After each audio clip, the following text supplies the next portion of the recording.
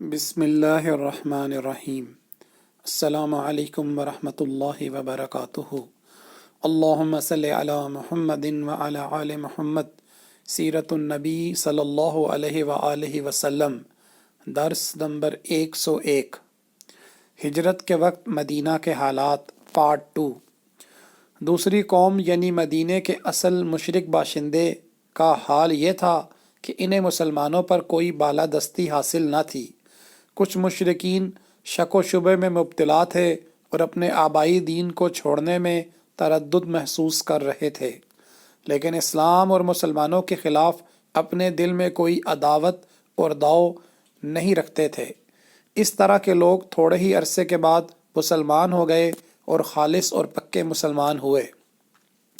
اس کے برخلاف کچھ مشرکین ایسے تھے جو اپنے سینے میں رسول اللہ صلی اللہ علیہ وسلم اور مسلمانوں کے خلاف سخت کینہ و عداوت چھپائے ہوئے تھے، لیکن انہیں مد مقابل آنے کی جرأت نہ تھی، بلکہ حالات کے پیش نظر آپ صلی اللہ علیہ وسلم سے محبت و خلوص کے اظہار پر مجبور تھے۔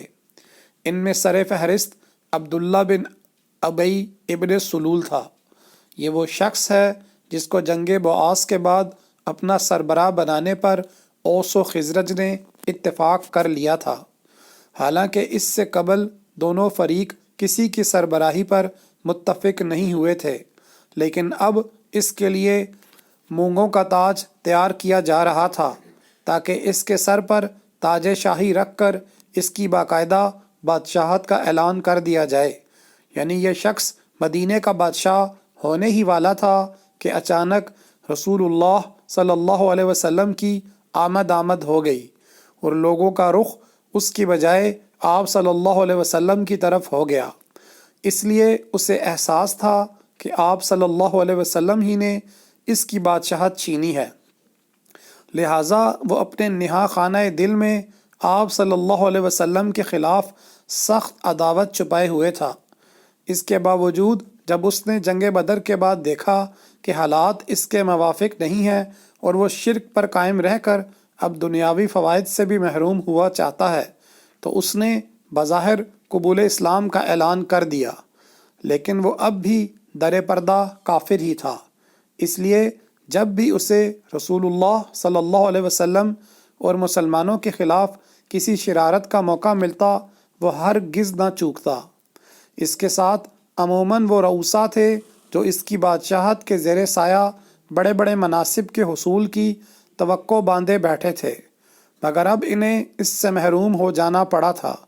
یہ لوگ اس شخص کے شریک کار تھے اور اس کے منصوبوں کی تکمیل میں اس کی مدد کرتے تھے، اور اس مقصد کے لیے بسا اوقات نوجوانوں اور سادہ لوح مسلمانوں کو بھی اپنی چابک دستی سے اپنا اعلیٰ کار بنا لیتے تھے۔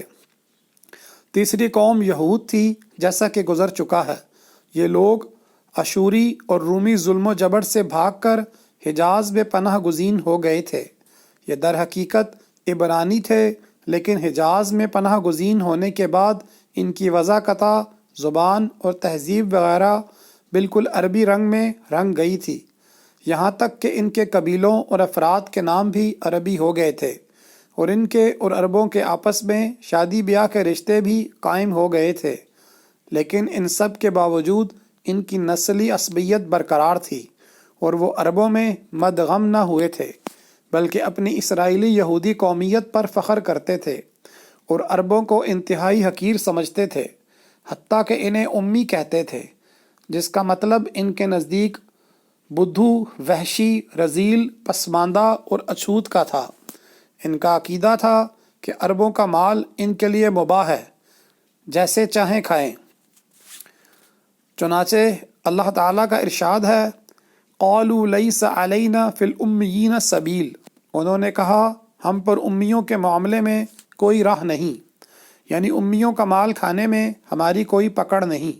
ان یہودیوں میں اپنے دین کی اشاعت کے لیے کوئی سرگرمی نہیں پائی جاتی تھی، لے دے کر ان کے پاس دین کی جو پونجی رہ گئی تھی وہ تھی فال گیری، جادو اور جھاڑ پھونک وغیرہ۔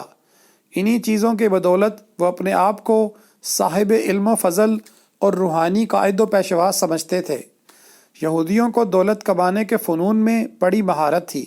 غلے، کھجور، شراب اور کپڑے کی تجارت انہی کے ہاتھ میں تھی۔ یہ غلے، کپڑے اور شراب درآمد کرتے تھے اور کھجور برآمد کرتے تھے۔ اس کے علاوہ بھی ان کے مختلف کام تھے جن میں وہ سرگرم رہتے تھے۔ وہ اموال تجارت میں عربوں سے 2-3 گنا منافع لیتے تھے اور اسی پر بس نہ کرتے تھے بلکہ وہ سود خور بھی تھے، اس لیے وہ عرب شیوخ اور سرداروں کو سودی قرض کے طور پر بڑی بڑی رقمیں دیتے تھے، جنہیں یہ سردار حصول شہرت کے لیے اپنی بدہ سرائی کرنے والے شعراء وغیرہ پر بالکل فضول اور بے دریغ خرچ کر دیتے تھے۔ ادھر یہود ان رقموں کے عوض ان سرداروں سے ان کی زمینیں، کھیتیاں اور باغات وغیرہ گروی رکھوا لیتے تھے اور چند سال گزرتے گزرتے ان کے مالک بن بیٹھتے تھے۔ یہ لوگ دسیسہ کاریوں، سازشوں اور جنگ و فساد کی آگ بھڑکانے میں بھی بڑے ماہر تھے۔ ایسی باریکی سے ہمسایہ قبائل میں دشمنی کے بیج بوتے اور ایک کو دوسرے کے خلاف بھڑکاتے کہ ان قبائل کو احساس تک نہ ہوتا۔ اس کے بعد ان قبائل میں پہم جنگ برپا رہتی اور اگر خدا نہ خواستہ جنگ کی یہ آگ سرد پڑتی دکھائی دیتی تو یہود کی خفیہ انگلیاں پھر حرکت میں آ جاتی اور جنگ پھر بھڑک اٹھتی۔